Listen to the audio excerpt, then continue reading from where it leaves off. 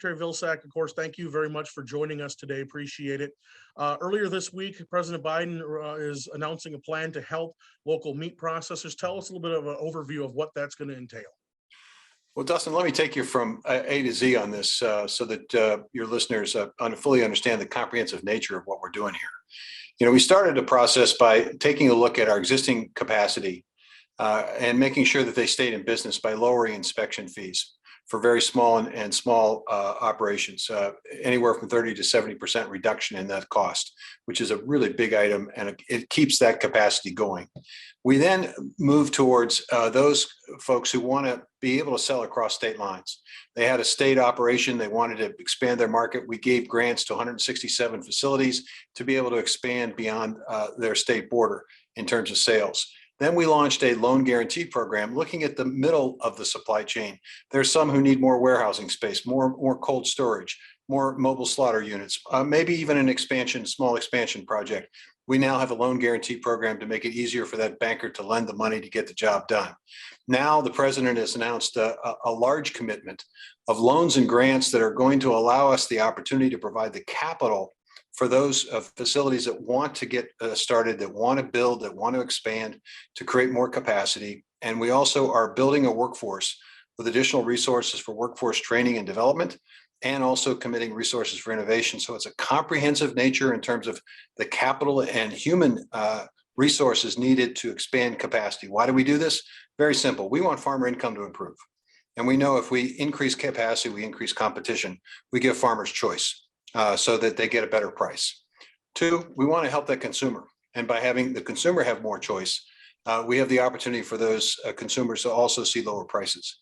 And three, we want to build a more resilient food system. We knew during the course of the early days of the pandemic, we saw how disruptive the circumstances can be when one of the processing facilities shuts down. We end up having farmers having to euthanize their animals. That's a tragic situation, shouldn't happen. Let's build a strong local and regional food system to complement the national system we have. And finally, let's bring more jobs, good paying jobs, to rural Iowa and rural America. All of that is pretty much designed with reference to this effort. And it will complement the efforts of Senator Grassley and Senator Tester and others who are seeking to have greater price discovery so we have a better understanding of what that cash market actually is. And so, the president hinted to it, about the fact that most people don't realize how much of the marketplace and the market share is controlled by the big four, as we call them. So what is the game plan for trying to open up that marketplace a little more and try to bring back some of that competition and help those local ones get established in the marketplace? Well, I think it's a combination of providing additional resources to build and expand existing capacity and build new capacity. For mid and small sized operations, locally and regionally and strategically placed, so that folks have a choice. There's competition for livestock producers to be able to sell their livestock to multiple markets. That's part of it. The other part is making sure that there's a balanced relationship between those producers who do business with the big four.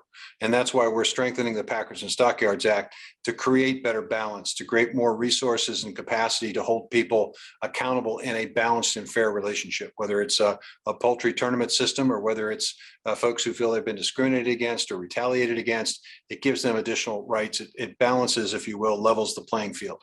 And then I mentioned the price discovery and opportunity as well for farmers across the board to basically be able to determine, hey, am I getting a fair price or not?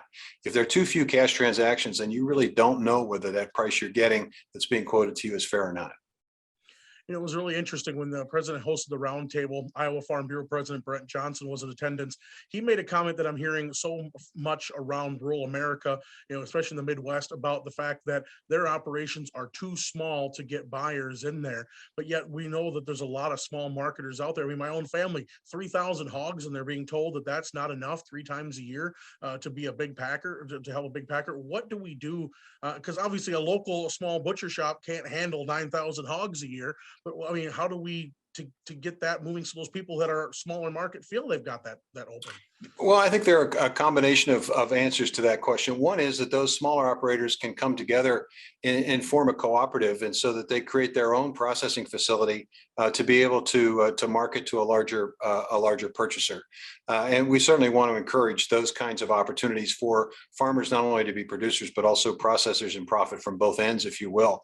That's one option. The other option, of course, is for us to build that local market, to create more opportunities for that farmer in a small situation to be able to contract with a local school or contract with a university or an institutional purchaser, a hospital, a prison, whatever it might be, to provide an access for product that could essentially be sold and retain those profits, if you will, and that economic opportunity, if you will, in the local and regional area.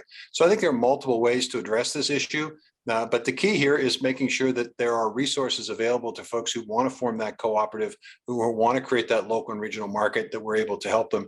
And I think USDA has a wide range of resources now because of the American Rescue Plan, because of President Biden's direction and leadership, and because of a number of programs that have been established over the course of the last 10 years or so to focus on local and regional food systems.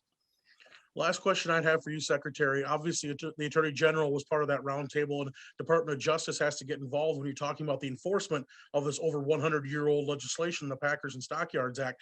How are we going to be able to go back? Some groups are saying, hey, it's going to come back to enforcement, but it seems like it hadn't been enforced for decades, and that's how these four got so big.